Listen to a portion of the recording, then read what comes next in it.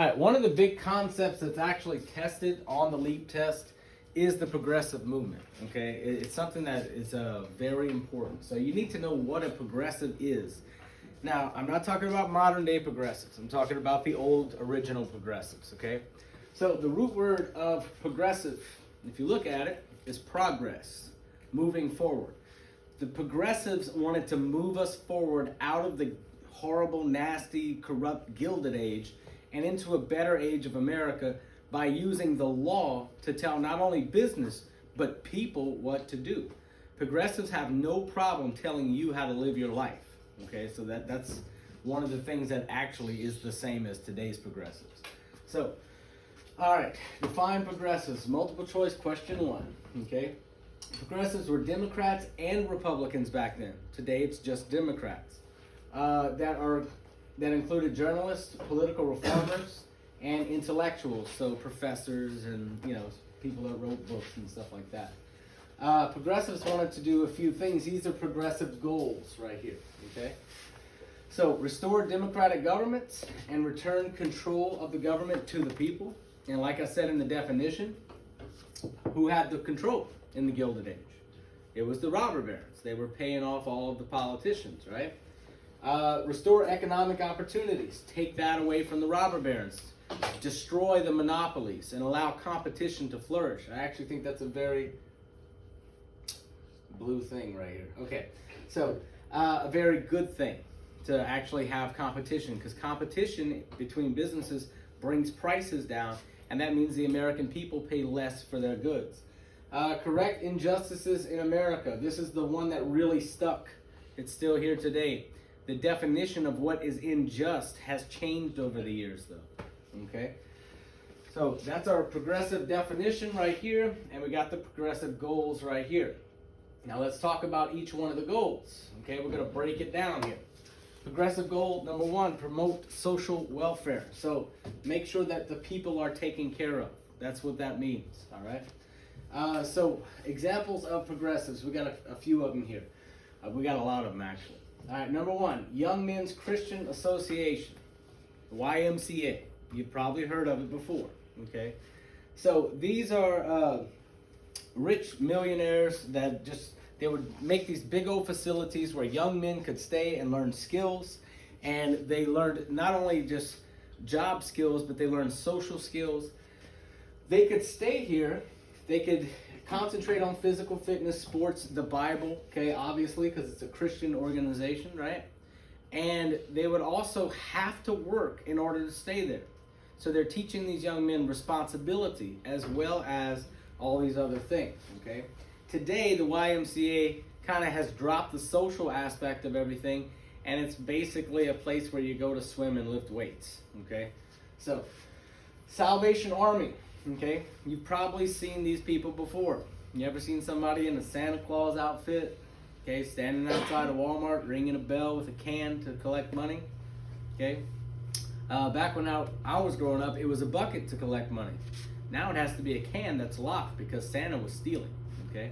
Anyway, so what's going on here is the Salvation Army comes out. It's a big Christian organization, and they are trying to save as many souls as possible. They go out and they preach the message of the gospel, saying that Jesus came to earth and died for your sins, and if you ask for forgiveness and accept him into your heart, then you'll get to go to heaven.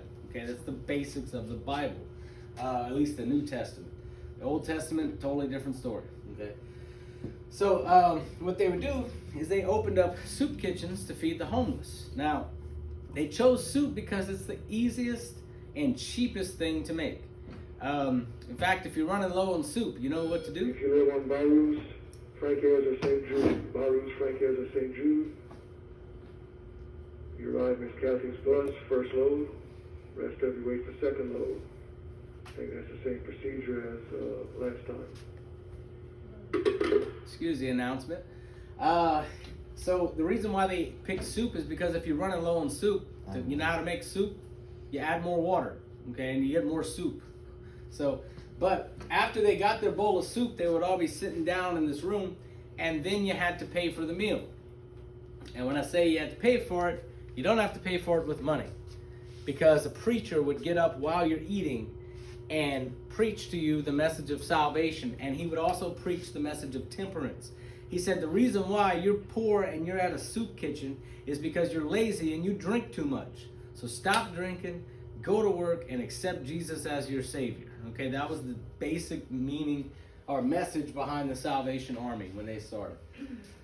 All right, talking about a few more progressives right here. Florence Kelly, okay, this lady right here. If y'all remember, we talked about a lady named Jane Addams last chapter. She had actually created the Hull House, okay? Well, Florence Kelly was a really rich lady, and this was, Jane Addams already had the Hull House and stuff like that. I think she was from New York or somewhere like that. But anyway, she married the wrong guy. She married this guy, she had kids with him, and the laws back then, the divorce laws back then, said that the man owned everything, no matter what, okay? Which is totally different than today's laws, by the way. So what happened is, this poor guy, and I mean that in the money sense, married this rich lady, and then had a couple kids, and then cheated on her and divorced her. And he took all of her money with him. And she ends up in Chicago. She goes to the Hull House, and she's working with Jane Addams to end child labor, okay? So she becomes a major reformer. A lot of laws are passed to protect children so they don't have to go to work at the age of 6, you know, and stuff like that.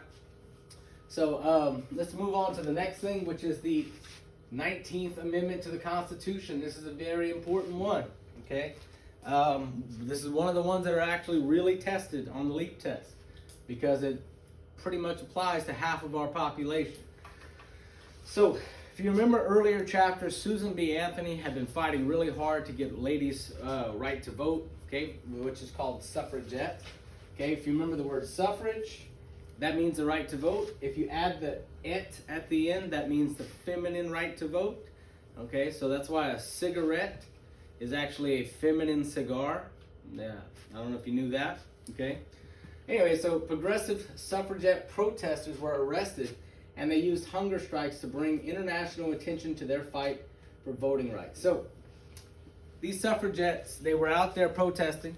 They get arrested. They go to jail. And they refuse to eat. There for one of the teachers, please return it to the office. You found a set of keys. And they refused to eat until they got let out of prison. Okay, so what it really did is it shamed America because a few ladies actually died in the jail because they would not eat. And y'all, when a lady dies from not eating and it's a protest, that's gonna make the news, okay? It actually made world news, and it shamed America, and it basically said, you know, America's not quite as progressive as they make out to be. So this is one of the things that led to the 19th Amendment, which is going to be the ladies' right to vote, and that's going to happen in 1920, and the president that signs that amendment in, is Woodrow Wilson, okay? But it's actually not Woodrow Wilson. We'll get to that story later. It was fake. Anyway. That we're going to talk about that in World War I think. All right. Progressive goal number 2, moral reform. This is where I have some major issues with the Progressive Party. Okay.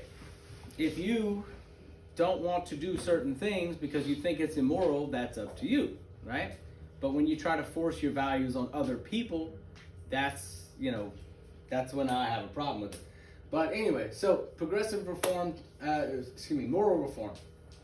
So the Women's Christian Temperance Union. All right, so let's break that down. What's temperance? Okay, temperance, if you remember the definition, is the slowing down or stopping of drinking alcohol.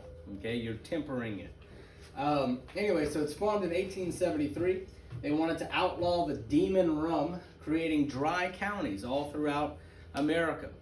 And they were very successful. Okay, eventually that's going to lead to an amendment, the 18th Amendment, which is going to stop alcohol in America for about 10 years, okay, until it gets repealed by the 21st Amendment. So they come out. Now, the main thing that they were really aggravated with, these ladies, was that their men would get off on Friday, they go to the bar, and they would find, they would start gambling and drinking, spending all their money, and then a lady of the night would come by and ask if they wanted company, so they'd go upstairs. And then the guy's broke by the end of Friday night, and his wife and children don't get to eat or get kicked out of the apartment, right? And then when the wife brings it up, the husband's still drunk when he gets home, and he beat her. So we got all these bad things happening because of alcohol. So women banded together, and they started protesting. So it says, lips that touch liquor shall not touch ours. All right? Right here. To be honest, I can't really find one of these ladies I would even consider kissing. But anyway, guess you saw what the men chose right here. Okay? Anyway, let's move on to the next one. Support for the 18th Amendment. All right? So we just talked about the Temperance Union, Women's Christian Temperance Union, and this is what it leads to. Progressives thought that eliminating alcohol would eliminate poverty because the men would stop spending all the money and making stupid decisions while they're drunk, and plus they would go to work more often. So I'm going to ask you on the test, why did progressives want the 18th Amendment? That's the question, okay? And this is the answer. They thought it would eliminate poverty. You need to underline those two words. That's the important words right there. One of the big ladies in the Temperance Union was Carrie Nation. So Miss Carrie Nation was this little old granny. She was probably less than 5 foot tall, and 110 pounds soaking wet, something like that. Well, anyway, she was a preacher, and she was a temperance preacher. So she would walk into a bar, and she had a hatchet in one hand and a Bible in the other, and she would start smashing up all the liquor in the bar. And nobody ever attacked her because she's a little old granny, and two, she knew how to use a hatchet. So the guys would just run out of there, okay? You don't want to be that guy that all your buddies remember, beat the crap out of granny at the bar. That's not the reputation most men want, okay? So that's Miss Carrie Nation for you. She's also a progressive. All these people are progressive, y'all. All right, we're going to move on to this. Now, the only reason this quote is in here is because it is a LEAP question. It's a release test item. So, who are the muckrakers? Muckrakers are progressives, okay? So these are progressive journalists that attacked corruption and business in government, okay, and government.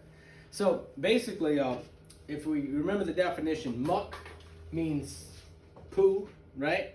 So muckrakers are people that stir up the poo, and then they expose it to the American people with the hopes that America will get so angry that they actually go out and get the system changed, okay? So this is Ray S. Baker, okay? He had a famous quote, apparently, that made it to the LEAP test, all right? So here it is. We muckraked not because we hate our world, but because we loved it. We weren't hopeless. We weren't cynical. We weren't bitter, okay? So it says this muckraker wanted to inspire Americans to call for reform. So, y'all, what he's saying here is they're not doing it. It's not yellow journalism. That's the big thing that muckrakers did not want to be identified as. They are not making this stuff up. They are digging up real dirt on people, and they are exposing it to the American people. They're not cynical. They don't think the whole system's corrupt, but they want to expose the parts that are corrupt so that way Americans can change it. All right? So, anyway, that's Ray S. Baker. And we got a political cartoon coming up next.